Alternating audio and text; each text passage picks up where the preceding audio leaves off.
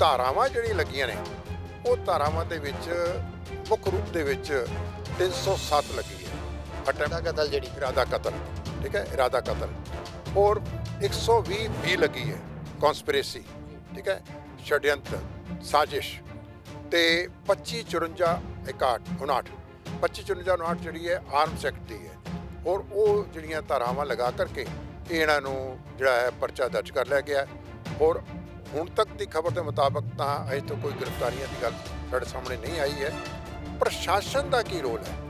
ਪ੍ਰਸ਼ਾਸਨ ਨੇ ਇੰਟੈਲੀਜੈਂਸ ਨਾਲ ਕੰਮ ਕਰਨਾ ਹੁੰਦਾ ਹੈ, ਬੜੀ ਸਿਆਣਪ ਤੇ ਸੂਝ-ਬੂਝ ਨਾਲ ਗੱਲ ਕਰਨੀ ਹੁੰਦੀ ਹੈ। ਪ੍ਰਸ਼ਾਸਨ ਨੇ ਉੱਥੇ ਬੈਰੀਕੇਡ ਲਗਾਏ ਸੀਗੇ।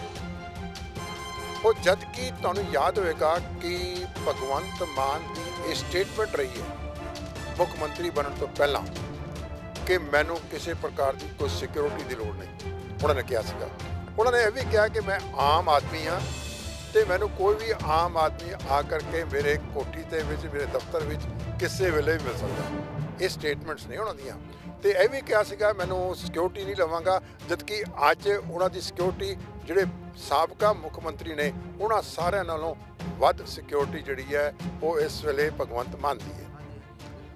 ਅਗਰ ਪ੍ਰਸ਼ਾਸਨ ਯੂਟੀ ਦਾ, ਯੂਨੀਅਨ ਟੈਰੀਟਰੀ ਚੰਡੀਗੜ੍ਹ ਦਾ ਤੇ ਪੰਜਾਬ ਦਾ ਪੁਲਿਸ ਪ੍ਰਸ਼ਾਸਨ ਤੇ ਜਿਹੜੇ ਉੱਥੇ ਐਸਟੀਐਫ ਵਗੈਰਾ ਡਿਊਟੀ ਸੀਗੇ, ਅਗਰ ਉਹ ਸਿਆਣੇ ਹੁੰਦੇ ਤਾਂ ਮੇਰੇ ਖਿਆਲ ਮੁਤਾਬਕ ਉਹ ਕਹਿੰਦੇ ਕਿ ਤੁਸੀਂ ਇੱਥੇ ਬੈਠ ਜਾਓ, ਸਾਰੇ ਜਣੇ ਆਪਣੇ 31 ਬੰਦੇ ਚੁਣ ਕੇ ਸਾਨੂੰ ਦੇ ਦਿਓ ਤੇ ਅਸੀਂ ਉਹਨਾਂ ਨੂੰ ਇਹ ਬੱਸਾਂ ਖਲੋਤੀਆਂ ਨੇ ਭਗਵੰਤ ਮਾਨ ਦੀ ਕੋਠੀ ਤੱਕ ਲਿਜਾ ਕਰਕੇ ਤੁਸੀਂ ਉੱਥੇ ਘੰਟਾ, ਡੇਢ ਘੰਟਾ, 2 ਘੰਟੇ ਜਿਹੜਾ ਤੁਸੀਂ ਜਾਪ ਕਰਨਾ ਹੈ, ਪ੍ਰੋਟੈਸਟ ਕਰਨੀ ਕਰਕੇ ਆ ਜਾਓ, ਤੁਹਾਨੂੰ ਅਸੀਂ ਇੱਥੇ ਵਾਪਸ ਲਾ ਦਿਆਂਗੇ। ਵਾਹਿਗੁਰੂ ਜੀ ਕਾ ਖਾਲਸਾ, ਵਾਹਿਗੁਰੂ ਜੀ ਕੀ ਫਤਿਹ।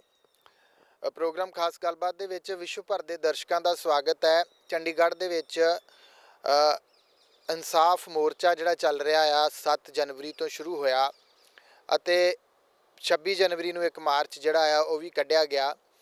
ਪਰ ਜਦੋਂ ਮੋਰਚਾ ਸਟਾਰਟ ਹੋਇਆ ਸੀ ਉਦੋਂ ਸਰਕਾਰ ਦੇ ਕੁਝ ਨੁਮਾਇੰਦਿਆਂ ਨੇ ਪਹੁੰਚ ਕੇ ਗੱਲਬਾਤ ਕੀਤੀ ਸੀ, ਪਰ ਉਸ ਤੋਂ ਬਾਅਦ ਦੇ ਵਿੱਚ ਕੋਈ ਵੀ ਸਰਕਾਰ ਦੇ ਨਾਲ ਸੰਪਰਕ ਜਿਹੜਾ ਆ ਉਹ ਨਹੀਂ ਹੋ ਸਕਿਆ ਤੇ ਮੋਰਚਾ ਲਗਾਤਾਰ ਜਿਹੜਾ ਉਸ ਨੂੰ ਬਲ ਮਿਲਦਾ ਜਾ ਰਿਹਾ ਹੈ। ਪਰ ਬੀਤੇ ਕੱਲ੍ਹ ਜਿਹੜੀ ਕੁਝ ਦਿਨ ਪਹਿਲਾਂ ਇੱਕ ਪ੍ਰੋਗਰਾਮ ਉਲੀਕਿਆ ਗਿਆ ਸੀ ਕਿ ਜਥੇ ਜਿਹੜੇ ਆ ਉਹ ਦਿੱਲੀ ਹੀ ਜਾਇਆ ਕਰਨਗੇ ਮੁੱਖ ਮੰਤਰੀ ਭਗਵੰਤ ਮਾਨ ਦੀ ਕੋਠੀ ਵਾਲੇ ਪਾਸੇ ਨੂੰ ਤੇ ਉੱਥੇ ਜਾ ਕੇ ਇਨਸਾਫ ਦੀ ਮੰਗ ਕੀਤੀ ਜਾਏਗੀ, ਕਿਉਂਕਿ ਸਰਕਾਰ ਆਪਣੇ ਤੌਰ ਤੇ ਕੋਈ ਵੀ ਕੰਟੈਕਟ ਜਿਹੜਾ ਆ ਉਹ ਨਹੀਂ ਕਰ ਰਹੀ। ਸੋ ਉਹਨਾਂ ਜਥਿਆਂ ਦੇ ਵਿੱਚੋਂ ਕੱਲ੍ਹ ਜੋ ਘਟਨਾਕ੍ਰਮ ਮੋਹਾਲੀ ਦੇ ਵਿੱਚ, ਚੰਡੀਗੜ੍ਹ ਦੇ ਵਿੱਚ ਵਾਪਰਿਆ, ਉਸ ਨੂੰ ਲੈ ਕੇ ਅੱਜ ਅਸੀਂ ਗੱਲਬਾਤ ਜਿਹੜੀ ਆ ਉਹ ਕਰਾਂਗੇ ਭਾਈ ਜਗਤਾਰ ਸਿੰਘ ਹਵਾਰਾ ਕਮੇਟੀ ਦੇ ਸਪੋਕਸਪਰਸਨ ਪ੍ਰੋਫੈਸਰ ਬਲਜਿੰਦਰ ਸਿੰਘ ਹੋਰਾਂ ਦੇ ਨਾਲ ਤੇ ਉਹਨਾਂ ਤੋਂ ਜਾਣਾਂਗੇ ਕਿ FIRs ਵੀ ਕੁਝ ਦਰਜ ਹੋਈਆਂ ਨੇ। ਕੱਲ੍ਹ ਜਿਵੇਂ ਉੱਥੇ ਕੁਝ ਝੜਪਾਂ ਵੀ ਹੋਈਆਂ, ਉਸ ਚੀਜ਼ ਨੂੰ ਲੈ ਕੇ। ਪ੍ਰੈਸ ਸਾਹਿਬ ਵਾਹਿਗੁਰੂ ਜੀ ਕਾ ਖਾਲਸਾ, ਵਾਹਿਗੁਰੂ ਜੀ ਕੀ ਫਤਿਹ ਜੀ। ਪ੍ਰੈਸ ਸਾਹਿਬ, ਜਿਹੜਾ ਮੋਰਚਾ ਚੱਲ ਰਿਹਾ ਵਾ ਇਨਸਾਫ ਮੋਰਚਾ, ਜਿਹਦੇ ਵਿੱਚ ਮੰਗਾਂ ਜਿਹੜੀਆਂ ਉਹ ਰੱਖੀਆਂ ਗਈਆਂ ਕਿ ਇਹਨਾਂ ਦੇ ਉੱਤੇ ਇਨਸਾਫ ਜਿਹੜਾ ਆ ਉਹ ਮਿਲਣਾ ਚਾਹੀਦਾ ਆ, ਪਰ ਉਸ ਮੋਰਚੇ ਦੇ ਵਿੱਚ ਚੱਲਦਿਆਂ ਹੋਇਆਂ, ਸ਼ਾਂਤਮਈ ਚੱਲਦਿਆਂ ਹੋਇਆਂ ਕੱਲ੍ਹ ਜਦੋਂ ਜਥਾ ਜਾ ਰਿਹਾ ਸੀ ਤਾਂ ਕੀ ਕਾਰਨ ਕੀ ਬਣਿਆ? ਜਾਂ ਪਹਿਲਾਂ ਪੁਲਿਸ ਨੇ ਕੋਈ ਸ਼ੁਰੂਆਤ ਕੀਤੀ ਜਾਂ ਕਿਵੇਂ ਜਿਹੜੀ ਟਕਰਾਅ ਦੀ ਸਥਿਤੀ ਜੀ ਉੱਥੇ ਪੈਦਾ ਜਿਹੜੀ ਆ ਉਹ ਹੋ ਗਈ ਸੀਗੀ? ਦੇਖੋ, ਸਭ ਤੋਂ ਇੰਪੋਰਟੈਂਟ ਚੀਜ਼ ਤਾਂ ਇਹ ਹੈਗੀ ਹੈ ਕਿ 7 ਜਨਵਰੀ ਨੂੰ ਇਹ ਮੋਰਚਾ ਆਰੰਭ ਹੋਇਆ ਸੀਗਾ ਔਰ ਜਥੇਦਾਰ ਜਗਤਾਰ ਸਿੰਘ ਜੀ ਹਵਾਰਾ ਵੱਲੋਂ ਇਹ ਪੂਰਨ ਰੂਪ ਦੇ ਵਿੱਚ ਆਦੇਸ਼ ਸੀਗੇ ਕਿ ਮੋਰਚੇ ਨੂੰ ਪੂਰਨ ਸ਼ਾਂਤਮਈ ਤਰੀਕੇ ਦੇ ਨਾਲ ਇਹ ਚਲਾਇਆ ਜਾਵੇ। ਇਹ ਬਾਰ-ਬਾਰ ਉਹਨਾਂ ਦੀ ਹਦਾਇਤਾਂ ਬਾਪੂ ਗੁਰਚਰਨ ਸਿੰਘ ਕੋਲ ਪਹੁੰਚਦੀਆਂ ਰਹੀਆਂ ਔਰ ਉਸੇ ਮੁਤਾਬਕ ਹੀ ਮੋਰਚਾ ਚੱਲਦਾ ਰਿਹਾ। 7 ਜਨਵਰੀ ਤੋਂ ਲੈ ਕਰਕੇ ਹਰ ਦਿਨ ਇਸ ਮੋਰਚੇ ਨੂੰ ਬਲ ਮਿਲਦਾ ਰਿਹਾ, ਤਾਕਤ ਮਿਲਦੀ ਰਹੀ ਔਰ ਜਿਹਦੇ ਨਾਲ ਕਿ ਮੈਂ ਸਮਝਦਾ ਕਿ ਬਈ ਕਿਸਾਨ ਜਥੇਬੰਦੀਆਂ ਵੀ ਆਈਆਂ, ਵੱਖ-ਵੱਖ ਪੰਥਕ ਜਥੇਬੰਦੀਆਂ ਨੇ ਸ਼ਮੂਲੀਅਤ ਕੀਤੀ, ਨਿਹੰਗ ਸਿੰਘ ਜਥੇਬੰਦੀਆਂ ਆਈਆਂ ਤੇ ਹੋਰ ਬਹੁਤ ਸਾਰੀਆਂ NGOs ਵੀ ਉੱਥੇ ਪਹੁੰਚੀਆਂ। ਕੁੱਲ ਮਿਲਾ ਕਰਕੇ ਜਿਹੜਾ ਹੈ ਕਿ ਹਰਿਆਣੇ ਤੋਂ, ਦਿੱਲੀ ਤੋਂ, ਹਿਮਾਚਲ ਤੋਂ, ਹਰ ਥਾਂ ਤੋਂ ਸੰਗਤਾਂ ਦਾ ਬਹੁਤ ਵੱਡਾ ਜਿਹੜਾ ਸੀਗਾ ਹੁੰਗਾਰਾ, ਜਿਹੜਾ ਸੀਗਾ ਉਤਸ਼ਾਹ ਦੇ ਰੂਪ ਦੇ ਵਿੱਚ ਪ੍ਰਾਪਤ ਹੋਇਆ ਔਰ ਮੋਰਚੇ ਨੂੰ ਤਾਕਤ ਮਿਲੀ। ਔਰ ਐਸੀ ਤਾਕਤ ਜਿਹੜੀ ਸੀਗੀ, ਇਸ ਪ੍ਰਕਾਰ ਦਾ ਲੱਗ ਰਿਹਾ ਸੀਗਾ ਕਿ ਬਈ ਇਹ ਮੋਰਚਾ ਜਿਹੜਾ ਹੈ ਆਪਣੀ ਮੰਜ਼ਿਲ ਵੱਲ ਪਾਸੇ ਦਿਨ ਪੇ ਦਿਨ ਤੁਰਦਾ ਜਾ ਰਿਹਾ ਔਰ ਇਹ ਸਾਰੀ ਕੁਝ ਗੱਲਾਂ ਜਿਹੜੀਆਂ ਸੀਗੀਆਂ ਬੜੀਆਂ ਪੋਜ਼ਿਟਿਵ ਚੱਲ ਰਹੀਆਂ ਸੀਗੀਆਂ।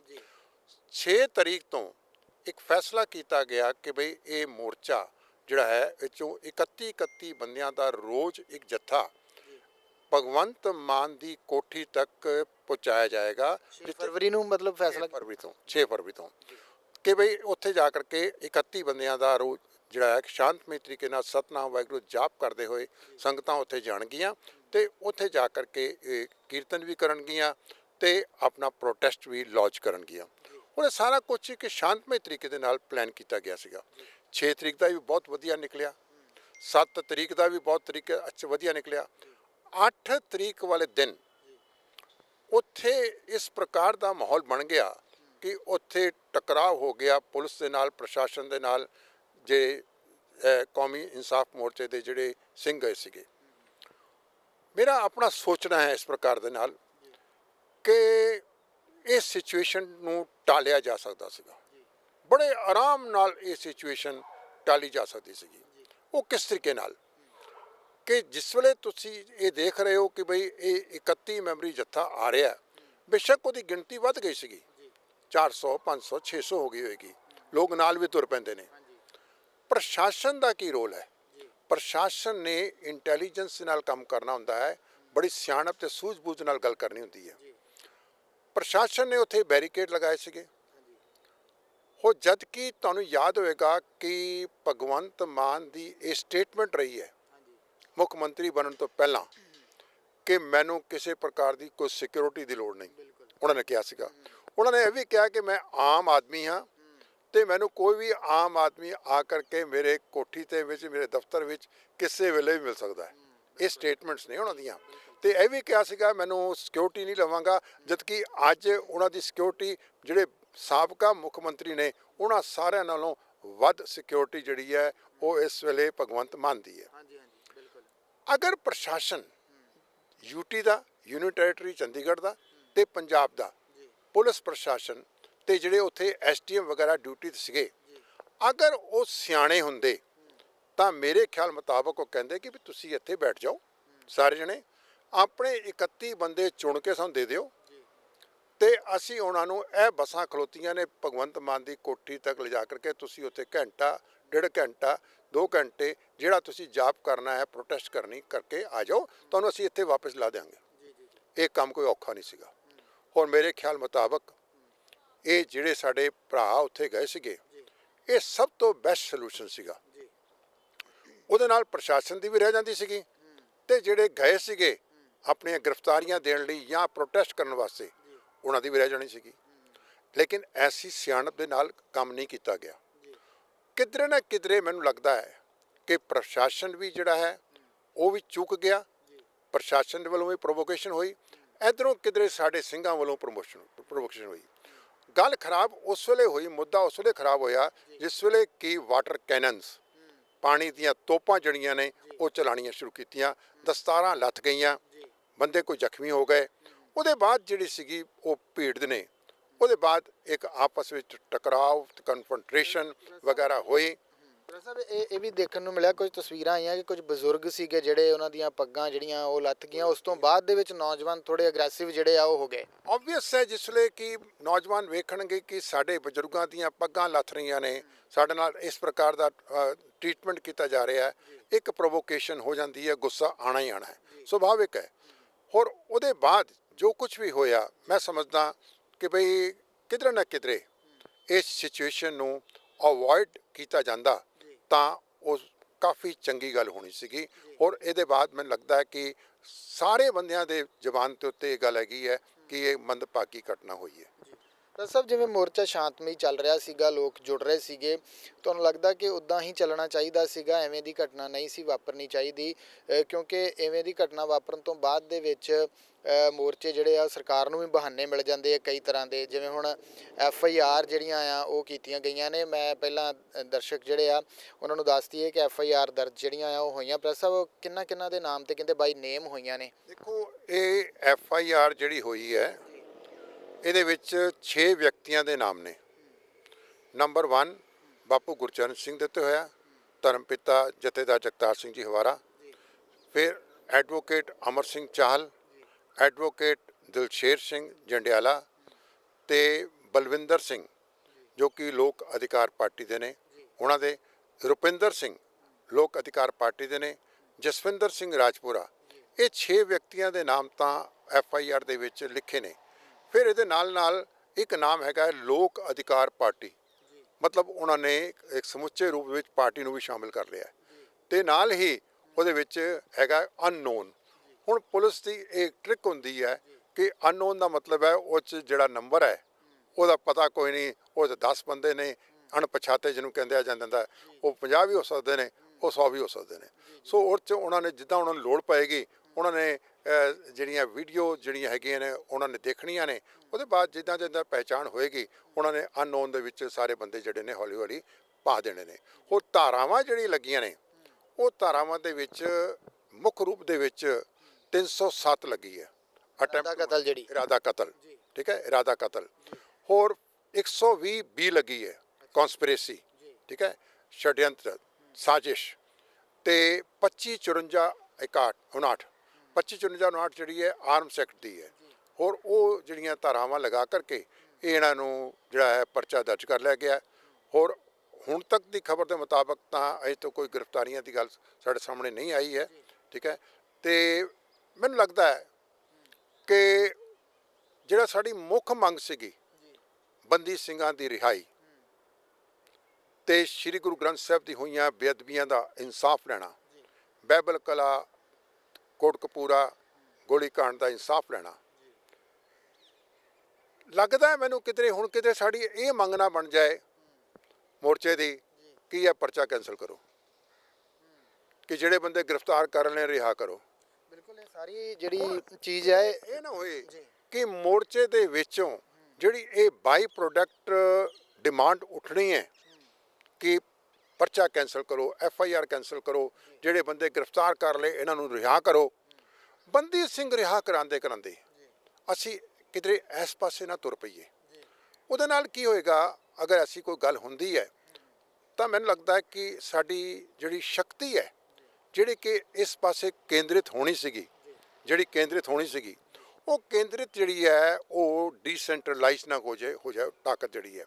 ਸੋ ਇਸ ਮੋਰਚੇ ਨੂੰ ਮੈਂ ਸਮਝਦਾ ਕਿ ਸੰਭਾਲਣ ਦੀ ਲੋੜ ਹੈ। ਸਰਕਾਰਾਂ ਦੀ ਕੋਸ਼ਿਸ਼ ਹੈਗੀ ਹੈ, ਭਗਵੰਤ ਮਾਨ ਦੀ ਸਰਕਾਰ ਇੱਕ ਗੱਲ ਚੇਤੇ ਰੱਖਿਓ, ਇਹ ਐਂਟੀ ਸਿੱਖ ਹੈ, ਐਂਟੀ ਪੰਥਕ ਹੈ, ਕਿਉਂਕਿ ਇਹ 'ਚ ਕੇਜਰੀਵਾਲ ਦੀ ਸੋਚ ਕੰਮ ਕਰ ਰਹੀ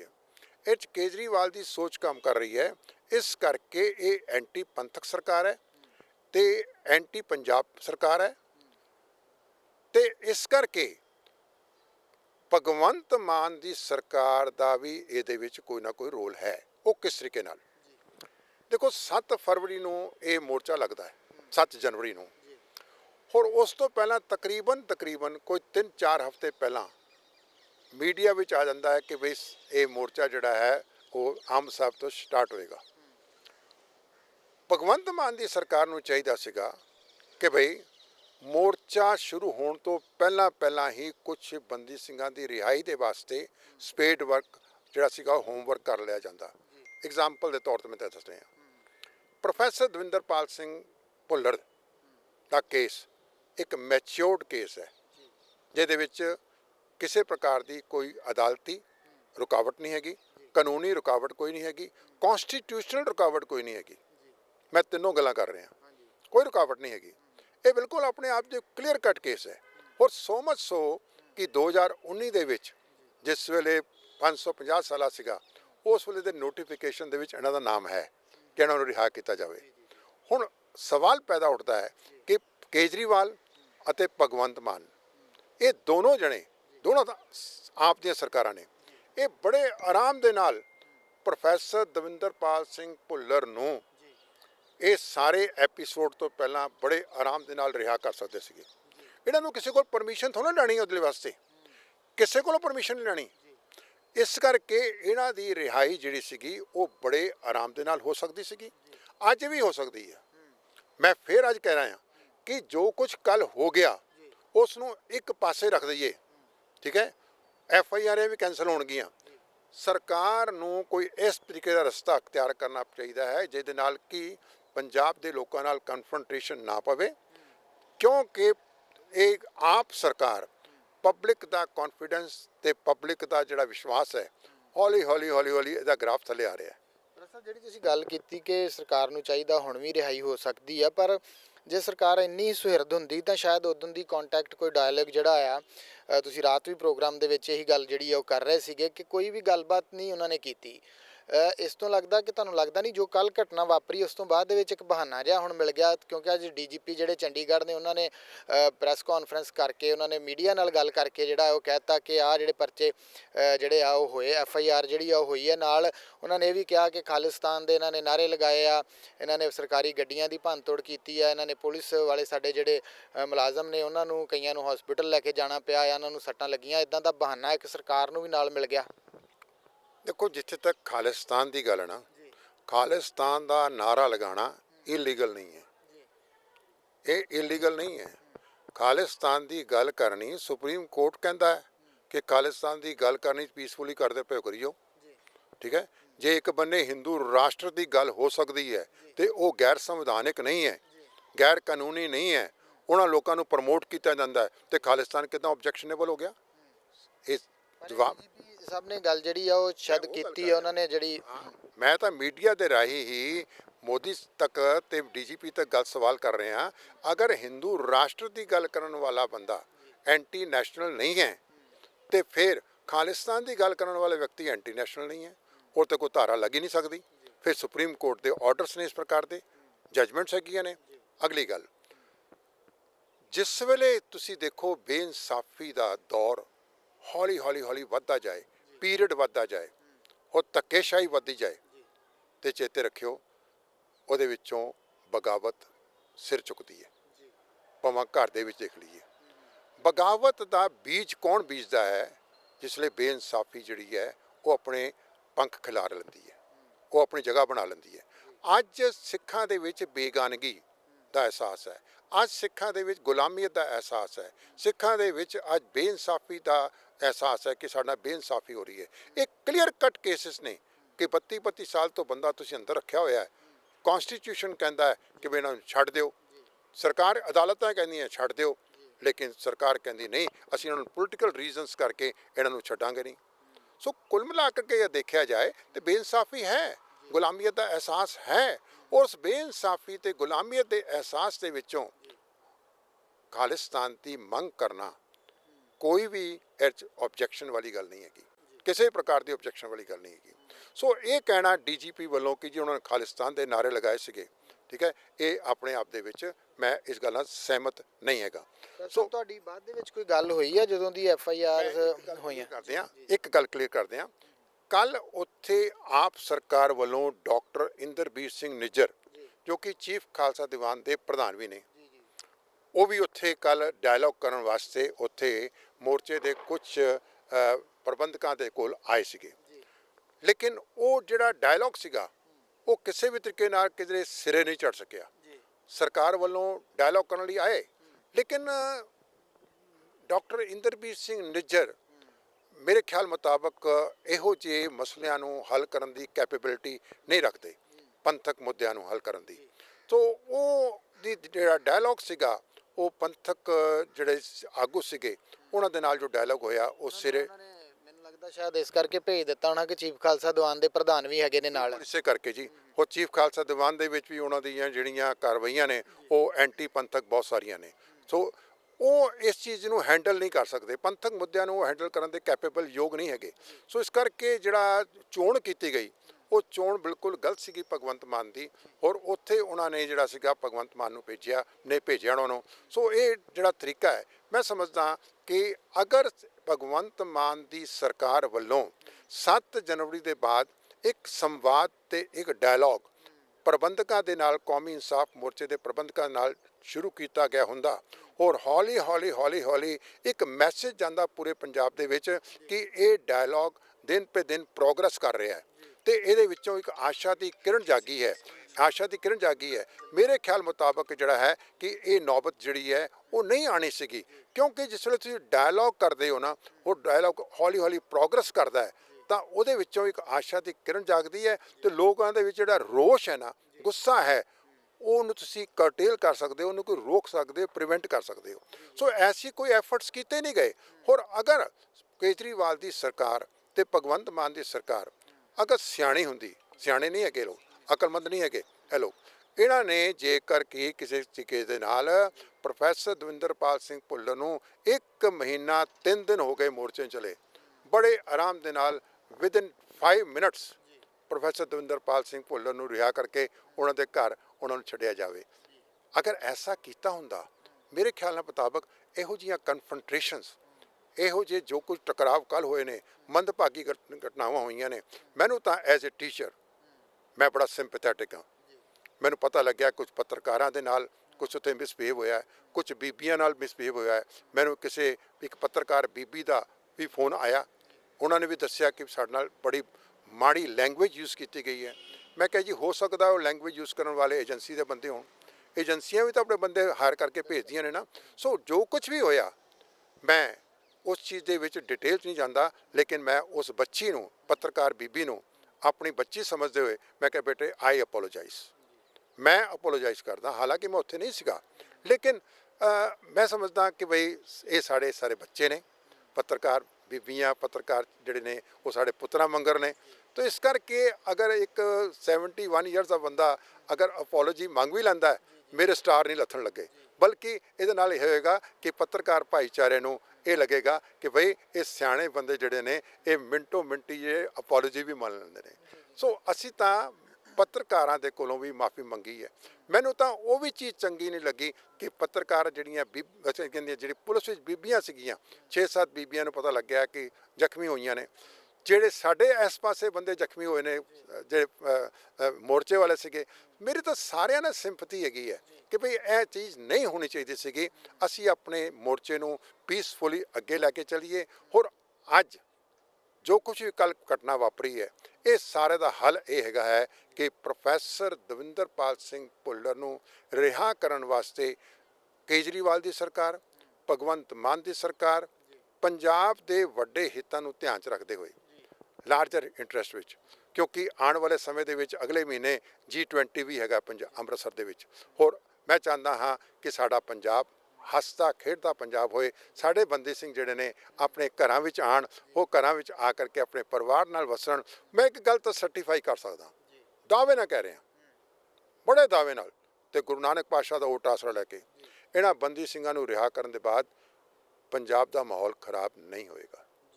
ਇਹ ਇਤਨੇ ਸਿਆਣੇ ਨੇ, ਇਤਨੇ ਸੁਲਝੇ ਹੋਏ ਨੇ, ਕਿਉਂਕਿ ਇਹਨਾਂ ਦਾ ਨਿੱਜੀ ਤੌਰ 'ਤੇ ਨਾ ਕਿਸੇ ਹਿੰਦੂ ਨਾਲ, ਨਾ ਕਿਸੇ ਮੁਸਲਮਾਨ ਨਾਲ, ਨਾ ਕਿਸੇ ਸਿੱਖ ਨਾਲ, ਕਿਸੇ ਨਾਲ ਵੀ ਇਹਨਾਂ ਦਾ ਕੋਈ ਨਿੱਜੀ ਤੌਰ 'ਤੇ ਐਨੀਮਿਟੀ ਨਹੀਂ ਹੈ, ਦੁਸ਼ਮਣੀ ਨਹੀਂ ਹੈਗੀ। ਇਹਨਾਂ ਨੇ ਆ ਕੇ ਆਪਣੇ ਘਰਾਂ 'ਚ ਬਹਿ ਜਾਣਾ।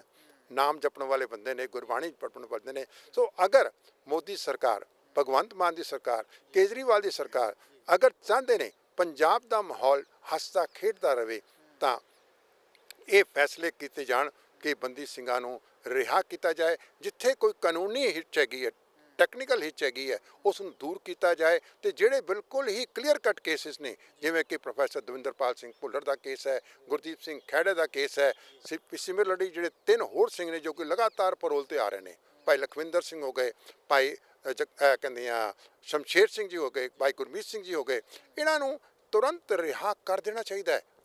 ਤੇ ਜਿਹਨਾਂ ਦੀ ਟੈਕਨੀਕਲ ਕੋਈ ਪ੍ਰੋਬਲਮਸ ਹੈਗੀਆਂ ਨੇ ਉਹਨਾਂ ਨੂੰ, ਤੇ ਜਿਹੜੀ FIR ਦਰਜ ਕੀਤੀ ਗਈ ਹੈ, ਉਹ ਮੈਂ ਸਮਝਦਾ ਕਿ ਇਸ ਨੂੰ ਤੁਰੰਤ ਕੈਂਸਲ ਕਰਨਾ ਚਾਹੀਦਾ ਹੈ।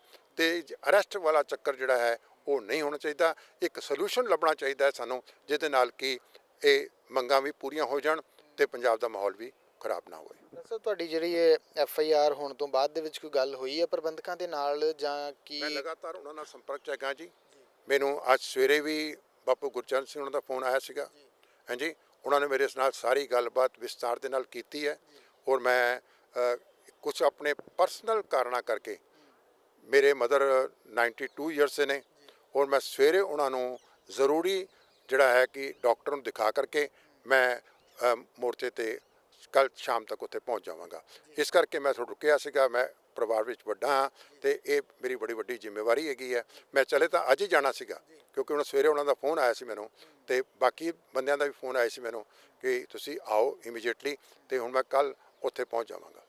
ਤਾਂ ਸਭ ਔਰ ਵਿਦੇਸ਼ ਦੀਆਂ ਸੰਗਤਾਂ ਨੂੰ ਕੁਝ ਕਹਿਣਾ ਚਾਹੋਗੇ ਜੋ ਕੁਛ ਘਟਨਾਕ੍ਰਮ ਵਾਪਰਿਆ, ਜਾਂ ਅਗਾਂਹ ਜਿੰਨੀਆਂ ਵੀ ਸੰਗਤਾਂ ਇੱਥੇ ਦੀਆਂ ਸੁਣ ਰਹੀਆਂ ਨੇ ਕਿ ਮੋਰਚਾ ਕਿਵੇਂ ਚੱਲਣਾ ਚਾਹੀਦਾ ਹੈ ਅਗਾਂਹ, ਕਿਉਂਕਿ ਜੋ ਸ਼ਾਂਤਮਈ ਤਰੀਕੇ ਦੇ ਨਾਲ ਅਸੀਂ ਮਸਲੇ ਦਾ ਹੱਲ ਕਰਵਾ ਸਕਦੇ ਹਾਂ, ਕਿਉਂਕਿ ਆਪਾਂ ਸ਼ੁਰੂ ਤੋਂ ਜਦੋਂ ਮੋਰਚਾ ਚੱਲਿਆ ਸੀ ਕਿਹਾ ਸੀ ਕਿ ਸ਼ਾਂਤ ਜਿਹੜਾ ਰੱਖ ਕੇ ਆ ਉਹ ਚੱਲਣਾ ਆ, ਪਰ ਇਵੇਂ ਦੀਆਂ ਘਟਨਾ ਜੇ ਬਾਰ-ਬਾਰ ਵਾਪਰਦੀਆਂ ਰਹੀਆਂ ਤਾਂ ਫਿਰ ਬਹੁਤੀ ਦੇਰ ਤੱਕ ਜਿਹੜਾ ਆ ਉਹ ਸਰਕਾਰਾਂ ਕਈ ਤਰ੍ਹਾਂ ਦੇ ਬਹਾਨੇ ਬਣਾ ਕੇ ਜਿਹੜਾ ਆ ਮੋਰਚੇ ਨੂੰ ਚੁੱਕਣ ਦੀ ਜਾਂ ਉਠਾਉਣ ਦੀ ਕੋਸ਼ਿਸ਼ ਵੀ ਕਰਨਗੀਆਂ।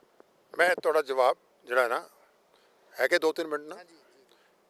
ਗੁਰੂ ਨਾਨਕ ਪਾਤਸ਼ਾਹ ਤੋਂ ਮੈਂ ਗੱਲ ਸ਼ੁਰੂ ਕਰਾਂਗਾ। ਗੁਰੂ ਨਾਨਕ ਪਾਤਸ਼ਾਹ ਨੇ ਪਹਿਲੇ ਜਾਮੇ 'ਚ ਆ ਕਰਕੇ ਸਾਡੇ ਹੱਥਾਂ ਦੇ ਵਿੱਚ ਸ਼ਮਸ਼ੀਰੇ ਦਸਤ ਨਹੀਂ ਫੜਾਈ ਸੀ, ਸ੍ਰੀ ਸਾਹਿਬ ਨਹੀਂ ਫੜਾਈ। ਦੂਜੇ ਪਾਤਸ਼ਾਹ, ਤੀਜੇ ਪਾਤਸ਼ਾਹ, ਚੌਥੇ ਪਾਤਸ਼ਾਹ ਗੁਰੂ ਸਮਰੱਥ ਸੀਗੇ, ਜੋਤ ਇੱਕੋ ਹੀ ਸੀਗੀ। ਪੰਜਵੇਂ ਪਾਤਸ਼ਾਹ ਵੀ ਸਮਰੱਥ ਸੀਗੇ। ਪੰਜਵੇਂ ਪਾਤਸ਼ਾਹ ਵੀ ਚਾਹੁੰਦੇ ਤੇ ਦਿੱਲੀ ਦਾ ਤਖਤ ਉਲਟਾ ਸਕਦੇ ਸੀਗੇ, ਸਮਰੱਥ ਗੁਰੂ ਨੇ। ਠੀਕ ਹੈ, ਗੁਰੂ ਅਰਜਨ ਪਾਤਸ਼ਾਹ ਸਮਰੱਥ ਗੁਰੂ ਨੇ, ਪਲਟਾ ਸਕਦੇ ਸੀਗੇ। ਸ਼ਹਾਦਤਾਂ ਦਿੱਤੀਆਂ ਪੰਜਮ ਪਾਤਸ਼ਾਹ ਨੇ ਸ਼ਾਂਤ ਰਹਿ ਕੇ। ਛੇਵੇਂ ਪਾਤਸ਼ਾਹ ਨੇ ਫਿਰ ਦੇਖਿਆ ਨਹੀਂ ਐਦਾਂ ਗੱਲ ਨਹੀਂ ਬਣਨੀ, ਅਕਾਲ ਤਖਤ ਦੀ ਸਿਰਜਣਾ ਹੋਈ। ਭਾਵ ਕਹਿਣ ਦਾ ਸਾਨੂੰ ਇੱਕ ਸਮੇਂ ਤੱਕ, ਇੱਕ ਦੌਰ ਤੱਕ ਸ਼ਾਂਤੀ ਦੇ ਵਿੱਚੋਂ ਤਾਕਤ ਮਿਲਦੀ ਹੈ। ਸਾਡੀ ਗੁਰਬਾਣੀ ਜਿਹੜਾ ਉੱਥੇ ਸਿਸਟਮ ਚੱਲ ਰਿਹਾ ਨਾ, ਸ਼੍ਰੀ ਗੁਰੂ ਗ੍ਰੰਥ ਸਾਹਿਬ ਦੀ ਅਗਵਾਈ ਦੇ ਹੇਠ ਇਹ ਮੋਰਚਾ ਚੱਲ ਰਿਹਾ, ਇਹ ਸਾਡੀ ਤਾਕਤ ਦਾ ਪ੍ਰਤੀਕ ਹੈ। ਤਾਕਤ ਸਾਨੂੰ ਮਿਲਦੀ ਸਰੋਤ ਹੈ ਸਾਡਾ ਉਹ, ਔਰ ਉਸ ਸਰੋਤ ਤੋਂ ਅਸੀਂ ਸ਼ਕਤੀ ਲੈਂਦੇ ਹਾਂ। ਸੋ ਇਹ ਮੋਰਚਾ ਬੜੇ ਸ਼ਾਂਤਮਈ ਤਰੀਕੇ ਨਾਲ ਜਦ ਤੱਕ ਚੱਲਦਾ ਰਹੇਗਾ। ਤੇ ਚੇਤੇ ਰੱਖਿਓ, ਇਹਦੇ ਨਾਲ ਅਸੀਂ ਕਾਇਰ ਨਹੀਂ ਹੋ ਜਾਣਾ, ਇਹਦੇ ਨਾਲ ਅਸੀਂ ਬੁਜ਼ਦਿਲ ਨਹੀਂ ਹੋ ਜਾਣਾ, ਇਹਦੇ ਨਾਲ ਅਸੀਂ ਥੱਲੇ ਨਹੀਂ ਲੱਗਣ ਲੱਗੇ। ਸਾਡੇ ਵਿੱਚ ਗੱਲ ਚੇਤੇ ਰੱਖਿਓ, ਜਿਹੜਾ ਵੀਰ ਰਸ ਹੈ ਉਹ ਬਾਣੀ ਪੜ੍ਹ ਕੇ ਗੁਰੂ ਦੇ ਚਰਨਾਂ ਵਿੱਚ ਧਿਆਨ ਰੱਖ ਕੇ ਸਾਨੂੰ ਵੀਰ ਰਸ ਮਿਲਦਾ ਹੈ, ਔਰ ਉਸ ਵੀਰ ਰਸ ਦੇ ਨਾਲ ਹਕੂਮਤਾਂ ਦੇ ਤਖਤੇ ਉਲਟ ਜਾਂਦੇ ਨੇ। ਸੋ ਅੱਜ ਵੀ ਮੇਰੀ ਗੁਜ਼ਾਰਿਸ਼ ਹੈ ਸਾਰੇ ਪੰਜਾਬ ਦੇ ਲੋਕਾਂ ਨੂੰ, ਤੁਸੀਂ ਜਿਵੇਂ ਕਿਹਾ ਦੇਸ਼ ਵਿਦੇਸ਼ ਦੀਆਂ ਸੰਗਤਾਂ ਨੂੰ, ਇਹੋ ਗੁਜ਼ਾਰਿਸ਼ ਹੈ ਕਿ ਭਾਈ ਗੁਰਬਾਣੀ ਤੋਂ, ਗੁਰ ਇਤਿਹਾਸ ਤੋਂ ਅਸੀਂ ਸ਼ਕਤੀ ਲਈਏ। ਗੁਰੂ ਗ੍ਰੰਥ ਸਾਹਿਬ ਦੀ ਅਗਵਾਈ ਵਿੱਚ ਮੋਰਚਾ ਚੱਲ ਰਿਹਾ ਹੈ, ਤੇ ਯਾਦ ਰੱਖਣਾ ਫਿਰ ਕਿਰਪਾ ਪਤਾ ਕੀ ਹੋਣੀ ਹੈ, ਫਿਰ ਗੁਰੂ ਗੋਬਿੰਦ ਸਿੰਘ ਮਹਾਰਾਜ ਦੇ ਬਚਨ, ਭਈ ਜੀਤ ਮੇਰੀ ਕਿਰਪਾ ਕਾਲ ਕੇਰੀ, ਨਿਸ਼ਚੈ ਕਰ ਆਪਣੀ ਜੀਤ ਕਰੂੰ। ਔਰ ਯਾਦ ਰੱਖਣਾ ਇੱਕ ਗੱਲ ਨੂੰ ਕਿ ਸਾਡਾ ਨਿਸ਼ਾਨਾ ਬੰਦੀ ਸਿੰਘਾਂ ਦੀ ਰਿਹਾਈ ਹੈ। ਸਾਡਾ ਨਿਸ਼ਾਨਾ ਸ਼੍ਰੀ ਗੁਰੂ ਗ੍ਰੰਥ ਸਾਹਿਬ ਜੀ ਦੀ ਬੇਅਦਬੀਆਂ ਦਾ ਇਨਸਾਫ ਲੈਣਾ ਹੈ। ਸਾਡੇ ਸਾਹਮਣੇ ਉਹ ਬੰਦੀ ਸਿੰਘਾਂ ਦੇ ਪਰਿਵਾਰ ਹਰ ਵੇਲੇ ਅੱਖਾਂ ਸਾਹਮਣੇ ਘੁੰਮਦੇ ਨੇ, ਜਿਨ੍ਹਾਂ ਵਾਸਤੇ ਅਸੀਂ ਮੋਰਚਾ ਲਾਇਆ ਹੈ। ਸੋ ਇਸ ਕਰਕੇ ਇਹ ਮੋਰਚੇ ਨੂੰ ਤਾਕਤ ਦੇਣ ਵਾਸਤੇ ਸਾਨੂੰ ਨੀਤੀ ਵੀ ਅਡਾਪਟ ਕਰਨੀ ਪਏਗੀ, ਜੋਸ਼ ਵੀ ਰੱਖਣਾ ਪਏਗਾ ਤੇ ਹੋਸ਼ ਵੀ ਰੱਖਣਾ ਪਏਗਾ। ਤੇ ਯਾਦ ਰੱਖਣਾ ਕਲਗੀਧਰ ਪਾਤਸ਼ਾਹ ਦੀ ਬਖਸ਼ਿਸ਼ਾਂ ਜਿਹੜੀਆਂ ਨੇ ਸਾਡੇ ਤੇ ਜ਼ਰੂਰ ਹੋਣਗੀਆਂ, ਜੇਕਰ ਅਸੀਂ ਇੱਕ ਮਰਿਆਦਾ ਵਿੱਚ ਰਵਾਂਗੇ ਤਾਂ। ਸਭ ਤੁਹਾਡੀ ਗੱਲ ਤੋਂ ਮੈਨੂੰ ਗੁਰੂ ਕੇ ਬਾਗ ਦਾ ਮੋਰਚਾ ਯਾਦ ਜਿਹੜਾ ਆ ਉਹ ਆ ਗਿਆ ਕਿ ਬੜਾ ਸਿੰਘਾਂ ਨੇ ਉਦੋਂ ਸ਼ਾਂਤ ਰਹਿ ਕੇ ਗੁਰਬਾਣੀ ਦਾ ਜਾਪ ਕਰਦਿਆਂ ਹੋਇਆਂ ਉਸ ਮੋਰਚੇ ਨੂੰ ਫਤਿਹ ਕੀਤਾ ਸੀਗਾ। ਬਿਲਕੁਲ ਤੁਸੀਂ ਠੀਕ ਕਹਿ ਰਹੇ ਹੋ। ਅਸੀਂ ਬਹੁਤ ਸਾਰੇ ਮੋਰਚੇ, ਚਾਹੇ ਉਹ ਚਾਬੀਆਂ ਦਾ ਮੋਰਚਾ ਹੈ, ਚਾਹੇ ਗੁਰੂ ਕੇ ਬਾਗ ਦਾ ਮੋਰਚਾ ਹੈ, ਈਵਨ ਸੋ ਮਚ ਸੋ ਜਿਹੜਾ ਨਨਕਾਣਾ ਸਾਹਿਬ ਵੀ ਸ਼ਹੀਦੀਆਂ ਦਿੱਤੀਆਂ ਸ਼ਾਂਤਮਈ ਤਰੀਕੇ ਦੇ ਨਾਲ। ਇਹਦਾ ਮਤਲਬ ਇਹ ਵੀ ਨਾ ਸਮਝ ਲੈਣਾ ਕਿ ਗੁਰੂ ਨੇ ਸਾਨੂੰ ਸਿਰਫ ਗੁੜਤੀ ਸ਼ਾਂਤ ਰਹਿਣ ਦੀ ਦਿੱਤੀ ਹੈ, ਨਹੀਂ। ਗੁਰੂ ਨੇ ਸਾਨੂੰ ਇਹ ਵੀ ਦੱਸਿਆ, ਜਬੇ ਬਾਣ ਲੱਗ ਗਿਓ ਤਵੇ ਰੋਸ਼ ਜਾਗਿਓ। ਲੇਕਿਨ ਅੱਜ ਸਾਡਾ ਏਜੰਡਾ, ਮੌਜੂਦਾ ਕੌਮੀ ਇਨਸਾਫ ਮੋਰਚੇ ਵਿੱਚ ਸਾਡਾ ਜਿਹੜਾ ਏਜੰਡਾ ਹੈ, ਉਹ ਏਜੰਡਾ ਦੀ ਪੂਰਤੀ ਅਸੀਂ ਸ਼ਾਂਤਮਈ ਤਰੀਕੇ ਨਾਲ ਆਪਣੀ ਸਟਰੈਂਥ ਦੇ ਨਾਲ ਅਸੀਂ ਕਰ ਲੈ ਸਕਦੇ ਹਾਂ। ਔਰ ਮੇਰੇ ਖਿਆਲ ਮੁਤਾਬਕ ਸਾਨੂੰ ਇਸ ਚੀਜ਼ ਨੂੰ ਇੱਕ ਵਾਰੀ ਫਿਰ ਰਿਵਿਊ ਕਰਨਾ ਪਏਗਾ, ਇਸ ਨੂੰ ਦੁਬਾਰਾ ਫਿਰ ਸੋਚਣਾ ਪਏਗਾ ਕਿ ਸਾਨੂੰ ਆਪਣੇ ਉੱਤੇ ਸੰਯਮ ਵੀ ਰੱਖਣਾ ਪਏਗਾ, ਜੋਸ਼ ਵੀ ਰੱਖਣਾ ਪਏਗਾ, ਸਾਡੇ ਅੰਦਰ ਵੀਰ ਰਸ ਵੀ ਪੈਦਾ ਹੁੰਦਾ ਰਹੇਗਾ। ਅਸੀਂ ਨਪੁੰਸਕ ਨਾ ਬਣ ਜਾਈਏ, ਅਸੀਂ ਕਿਸੇ ਕਸਿਆਰੇ ਨਾ ਬਣ ਜਾਈਏ, ਇਹ ਪੋਸੀਬਲ ਨਹੀਂ ਹੈਗਾ। ਇਹ ਖੰਡੇ ਬਾਟੇ ਦੀ ਪੌਲ ਹੈਗੀ ਹੈ, ਚੇਤੇ ਰੱਖਿਓ। ਉਹ ਖੰਡੇ ਬਾਟੇ ਦੀ ਪੌਲ ਜਿਹੜੀ ਹੈ ਨਾ, ਉਹ ਸਾਨੂੰ ਸ਼ਾਂਤ ਵੀ ਰੱਖਦੀ ਹੈ ਤੇ ਸਾਡੇ ਅੰਦਰ ਉਬਾਲਾ ਵੀ ਪੈਦਾ ਕਰਦੀ ਹੈ। ਇਹ ਸਾਰੀਆਂ ਚੀਜ਼ਾਂ ਨੇ। ਸੋ ਕੁੱਲ ਮਿਲਾ ਕਰਕੇ ਮੇਰੀ ਇਹੋ ਅਪੀਲ ਹੈ, ਸਰਕਾਰ ਨੂੰ ਵੀ ਮੈਂ ਕਹਾਂਗਾ ਕਿ ਸਾਡੇ ਬਹੁਤੇ ਇਮਤਿਹਾਨ ਨਾ ਲਵੋ, ਪੰਜਾਬ ਬਚਾ ਲਓ, ਪੰਜਾਬ ਬਚਾ ਲਓ। ਕਿਉਂਕਿ ਬੰਦੀ ਸਿੰਘਾਂ ਦੀ ਰਿਹਾਈ ਦੇ ਨਾਲ ਮੈਂ ਦਾਅਵੇ ਨਾਲ ਕਹਿ ਸਕਦਾ, ਅੱਜ ਪ੍ਰੋਫੈਸਰ ਦਵਿੰਦਰਪਾਲ ਸਿੰਘ ਭੁੱਲਰ ਨੂੰ ਤੁਸੀਂ ਛੱਡ ਦਿਓ, ਅੱਜ ਠੀਕ ਹੈ, ਮੋਰ ਦੈਨ 50% ਤੁਹਾਡੀ ਪ੍ਰੋਬਲਮ ਸੋਲਵ ਹੋ ਜਾਂਦੀ ਹੈ। ਦੂਜੀ ਸਰਕਾਰ ਬਣ ਗਈ ਆ ਇਸੇ ਮਸਲੇ ਤੇ ਕਿ ਗੁਰੂ ਗ੍ਰੰਥ ਸਾਹਿਬ ਜੀ ਦੀ ਬੇਅਦਬੀ ਦਾ ਇਨਸਾਫ ਮਿਲੇਗਾ, ਤੇ ਪਰ ਬਾਅਦ ਦੇ ਵਿੱਚ ਸਾਰੇ ਆ ਕੇ ਬਦਲ ਜਾਂਦੇ ਨੇ। ਇਹ ਕਿਉਂ ਹੋ ਜਾਂਦਾ ਹਰ ਵਾਰੀ? ਕਿਉਂਕਿ 92 ਸੀਟਾਂ ਕੋਈ ਛੋਟੀ ਗੱਲ ਨਹੀਂ ਹੁੰਦੀ ਕਿ ਪੰਜਾਬ ਦੇ ਲੋਕਾਂ ਨੇ ਗੱਲਾਂ ਸੁਣ ਕੇ ਕਿ ਹਾਂ ਅਸੀਂ ਤਾਂ 24 ਘੰਟਿਆਂ 'ਚ ਆਹ ਕਰ ਦਾਂਗੇ, ਅਸੀਂ ਤਾਂ 2 ਦਿਨਾਂ 'ਚ ਐਂ ਕਰ ਦਾਂਗੇ, ਉਹੋ ਜਿਹਾ ਕੁਝ ਵੀ ਨਜ਼ਰ ਨਹੀਂ ਆ ਰਿਹਾ। ਦੇਖੋ, ਬੰਦੀ ਸਿੰਘਾਂ ਦਾ ਮੁੱਦਾ ਹੈ, ਬਾਈਬਲ ਕਲਾ ਗੋਲੀकांड ਹੈ, ਸ਼੍ਰੀ ਗੁਰੂ ਗ੍ਰੰਥ ਸਾਹਿਬ ਦੀ ਬੇਅਦਬੀਆਂ ਨੇ। ਇਹ ਰਾਜਨੀਤਿਕ ਪਾਰਟੀਆਂ ਵਾਸਤੇ ਇੱਕ ਪ੍ਰਕਾਰ ਦੇ ਸਟੈਪਿੰਗ ਸਟੋਨ ਨੇ ਆਪਣੀ ਰਾਜਨੀਤਿਕ ਮੰਜ਼ਿਲ ਤੱਕ ਪਹੁੰਚਣ ਲਈ। ਕਿਉਂਕਿ ਕੈਪਟਨ ਅਮਰਿੰਦਰ ਸਿੰਘ ਨੇ ਵੀ ਗੁਟਕਾ ਸਾਹਿਬ ਦੀ ਸਹੁੰ ਚੁੱਕੀ ਸੀਗੀ। ਤਾਂ ਹੀ ਕਿਹਾ ਨਾ, ਰਾਜਨੀਤਿਕ ਮੰਜ਼ਿਲ ਤੱਕ ਪਹੁੰਚਣ ਵਾਸਤੇ ਇਹ ਸਟੈਪਿੰਗ ਸਟੋਨ ਨੇ। ਇਹ ਐਜ਼ ਏ ਪੌੜੀ ਇਸ ਨੂੰ ਇਸਤੇਮਾਲ ਕਰਦੇ ਨੇ। ਉਹਦੇ ਵਾਸਤੇ ਰਾਜਨੀਤਿਕ ਲੋਕਾਂ ਨੂੰ ਕੋਈ ਫਰਕ ਨਹੀਂ ਪੈਂਦਾ ਕਿ ਇਹ ਲੋਕ ਝੂਠੀਆਂ ਸਹੁੰਆਂ ਚੁੱਕ ਲੈਣ। ਚੀਫ ਖਾਲਸਾ ਦੀਵਾਨ ਨੇ ਥੋੜ੍ਹੇ ਦਿਨ ਪਹਿਲਾਂ ਝੂਠੀਆਂ ਸਹੁੰਆਂ ਚੁੱਕ ਕੇ ਗੁਰੂ ਗ੍ਰੰਥ ਸਾਹਿਬ ਦੀ ਹਜ਼ੂਰੀ 'ਚ ਸਾਨੂੰ ਕੱਢਿਆ ਬਾਹਰ, ਠੀਕ ਹੈ, ਕੱਢਤਾ ਬਾਹਰ, ਠੀਕ ਹੈ। ਪੰਥਕ ਬੰਦਿਆਂ ਨੂੰ ਕੱਢਣ ਵਾਸਤੇ ਝੂਠੀਆਂ ਸਹੁੰਆਂ ਇਹਨਾਂ ਨੂੰ ਪਿੰਡ ਖਾਣੀਆਂ ਪੈਣ ਕਰ ਲੈਂਦੇ ਨੇ। ਸੋ ਕੈਪਟਨ ਅਮਰਿੰਦਰ ਸਿੰਘ ਨੇ ਜੋ ਕੁਝ ਵੀ ਕੀਤਾ, ਕੈਪਟਨ ਅਮਰਿੰਦਰ ਸਿੰਘ ਨੇ ਉਸ ਝੂਠੀਆਂ ਸਹੁੰਆਂ ਚੁੱਕ ਕੇ ਸਿਰਫ ਰਾਜ ਸੱਤਾ ਹਾਜ਼ਰ ਕਰਨੀ ਸੀਗੀ, ਇਸ ਕਰਕੇ ਉਹਨਾਂ ਨੇ ਕੀਤਾ। ਸੋ ਮੇਰਾ ਆਪਣਾ ਮੰਨਣਾ ਹੈ ਕਿ ਇਹਨੂੰ ਪੋਲੀਟੀਕਲਾਈਜ਼ ਕਰਤਾ ਗਿਆ, ਬੇਅਦਬੀਆਂ ਨੂੰ ਰਾਜਨੀਤੀਕਰਨ ਕਰਤਾ ਗਿਆ, ਬੰਦੀ ਸਿੰਘਾਂ ਦੀ ਰਿਹਾਈ ਨੂੰ ਰਾਜਨੀਤੀਕਰਨ ਕਰਤਾ ਗਿਆ। ਹੋਰ ਇਹ ਇੱਕ ਐਸਾ ਮੁੱਦਾ ਹੈ ਜਿਹਦੇ ਵਿੱਚੋਂ ਲੋਕੀ ਆਪਣੀ ਰੋਟੀਆਂ ਸੇਕ ਰਹੇ ਨੇ। ਜਿਹੜੇ ਲੇਕਿਨ ਮੇਰਾ ਆਪਣਾ ਮੰਨਣਾ ਹੈ ਕਿ ਜਿਹੜੀ ਕੌਮੀ ਇਨਸਾਫ ਮੋਰਚਾ ਚੱਲ ਰਿਹਾ ਹੈ, ਜਥੇਦਾਰ ਜਗਤਾਰ ਸਿੰਘ ਹਵਾਰਾ ਦੀ ਕਮਾਂਡ ਹੇਠ, ਉਹਨਾਂ ਦੇ ਦਿਸ਼ਾ ਨਿਰਦੇਸ਼ਾਂ ਤੇ ਜਥੇਦਾਰ ਜਗਤਾਰ ਸਿੰਘ ਹਵਾਰਾ ਦਾ ਕੋਈ ਪੋਲੀਟੀਕਲ ਨਿਸ਼ਾਨਾ ਨਹੀਂ ਹੈਗਾ ਕਿ ਬਈ ਮੈਂ ਇਹਦੇ 'ਚੋਂ ਕੋਈ ਰਾਜਨੀਤਿਕ ਆਪਣੀ ਰੋਟੀਆਂ ਸੇਕਣੀਆਂ ਨੇ। ਉਹ ਤਾਂ ਇੱਥੇ ਤੱਕ ਕਹਿ ਦਿੰਦੇ ਨੇ ਕਿ ਬਈ ਮੇਰੀ ਰਿਹਾਈ ਬੇਸ਼ੱਕ ਨਾ ਹੋਵੇ, ਬਾਕੀ ਸਿੰਘਾਂ ਦੀ ਰਿਹਾਈ ਹੋਣੀ ਚਾਹੀਦੀ ਹੈ। ਸੋ ਇਸ ਕਰਕੇ ਉਹ ਕੌਮ ਨੂੰ ਸਮਰਪਿਤ ਨੇ। ਸੋ ਇਹਦੇ ਵਿੱਚ ਕੋਈ ਵੀ ਰਾਜਨੀਤਿਕ ਜਿਹੜਾ ਹੈ ਉਹ ਮਕਸਦ ਨਹੀਂ ਹੈਗਾ, ਮੰਤਵ ਨਹੀਂ ਹੈਗਾ। ਸੋ ਇਹ ਮੈਂ ਸਮਝਦਾ ਕਿ ਕੌਮੀ ਇਨਸਾਫ ਮੋਰਚੇ ਨੂੰ ਸਾਨੂੰ ਇੱਕ ਪ੍ਰੋਪਰ ਇੱਕ ਕੋਡ ਆਫ ਕੰਡਕਟ ਵਿੱਚ ਲਿਆਉਣਾ ਪਏਗਾ, ਪ੍ਰੋਪਰ ਇੱਕ ਅਨੁਸ਼ਾਸਨ ਵਿੱਚ ਲਿਆਉਣਾ ਪਏਗਾ, ਇੱਕ ਨਿਯਮਾਵਲੀ ਵਿੱਚ ਲਿਆਉਣਾ ਪਏਗਾ, ਇੱਕ ਮਰਿਆਦਾ ਵਿੱਚ ਲੈ ਕੇ ਆਉਣਾ ਪਏਗਾ। ਔਰ ਉੱਥੇ ਇਹ ਵੀ ਵੇਖਣਾ ਪਏਗਾ ਕਿ ਜਿਹੜੇ ਲੋਕ ਇਸ ਮੋਰਚੇ ਨੂੰ ਏਜੰਸੀਆਂ ਦੇ ਕਹਿਣ ਦੇ ਉੱਤੇ ਖਰਾਬ ਕਰਨ ਲਈ ਆ ਰਹੇ ਨੇ, ਉਹਨਾਂ ਨੂੰ ਸਾਨੂੰ ਨਿਸ਼ਾਨਦੇਹੀ ਕਰਕੇ ਉਹਨਾਂ ਨੂੰ ਦੂਰ ਰੱਖਣਾ ਪਏਗਾ। ਬਿਲਕੁਲ ਆ, ਮੋਰਚੇ ਨੂੰ ਜਿਹੜਾ ਆ ਉਹ ਜਿੱਤਣ ਵਾਸਤੇ ਇਹ ਚੀਜ਼ਾਂ ਜਿਹੜੀਆਂ ਬਹੁਤ ਜ਼ਰੂਰੀ ਨੇ, ਜਿਹੜੀਆਂ ਪ੍ਰੈਸ ਸਾਹਿਬ ਨੇ ਦੱਸੀਆਂ ਆ। ਸੋ ਹੁਣ ਦੇਖਦੇ ਹਾਂ ਕਿ ਅੱਗੇ ਮੋਰਚੇ ਦੇ ਪ੍ਰਬੰਧਕ ਇਸ ਮੋਰਚੇ ਨੂੰ ਚਲਾਉਣ ਵਾਸਤੇ ਕਿਵੇਂ ਦੇ ਕਦਮ ਜਿਹੜੇ ਆ ਉਹ ਚੁੱਕਦੇ ਆ। ਪ੍ਰੈਸ ਸਾਹਿਬ ਦੇ ਨਾਲ ਅਸੀਂ ਸਮੁੱਚੀ ਗੱਲਬਾਤ ਕੀਤੀ, ਉਹਨਾਂ ਨੇ ਦੱਸਿਆ ਕਿ ਕਿਵੇਂ ਕਿਵੇਂ ਇਹ ਮੋਰਚਾ ਚੱਲਣਾ ਚਾਹੀਦਾ ਤੇ ਕਿਹਨਾਂ ਦੇ ਉੱਤੇ FIR ਜਿਹੜੀ ਦਰਜ ਆ ਉਹ ਹੋਈ ਆ। ਸੋ ਹੁਣ ਦੇਖਦੇ ਹਾਂ ਕਿ ਅੱਗੇ ਮੋਰਚਾ ਜਿਹੜਾ ਹੈ ਉਹ ਕਿਵੇਂ ਚੱਲਦਾ ਆ। ਤੇ ਸੁਹਿਰਦਤਾ ਹੋਣੀ ਬਹੁਤ ਜ਼ਰੂਰੀ ਹੈ, ਚਾਹੇ ਉਹ ਨੌਜਵਾਨ ਹੋਣ, ਉਹਨਾਂ ਨੂੰ ਵੀ ਚਾਹੀਦਾ ਆ ਕਿ ਉਹ ਇਸ ਮੋਰਚੇ ਨੂੰ ਜਿੱਤਣ ਵਾਸਤੇ ਜਿਹੜੇ ਪ੍ਰਬੰਧਕ ਨੇ ਉਹਨਾਂ ਦਾ ਜੋ ਗਾਈਡਲਾਈਨਸ ਹੈਗੀਆਂ ਉਹਨਾਂ ਦਾ ਸਾਥ ਦੇਣ, ਤਾਂ ਹੀ ਇਹ ਮੋਰਚਾ ਜਿੱਤਿਆ ਜਾ ਸਕਦਾ ਆ। ਸੋ ਅੱਜ ਦੇ ਇਸ ਪ੍ਰੋਗਰਾਮ ਦੇ ਵਿੱਚ ਇੰਨਾ ਹੀ। ਪ੍ਰੈਸ ਸਾਹਿਬ ਦਾ ਧੰਨਵਾਦ ਕਰਦੇ ਸਮੁੱਚੀ ਜਾਣਕਾਰੀ ਵਾਸਤੇ। ਇੱਥੇ ਬੁਲਾਉਂਦੇ ਹਾਂ ਫਤਿਹ। ਵਾਹਿਗੁਰੂ ਜੀ ਕਾ ਖਾਲਸਾ, ਵਾਹਿਗੁਰੂ ਜੀ ਕੀ ਫਤਿਹ।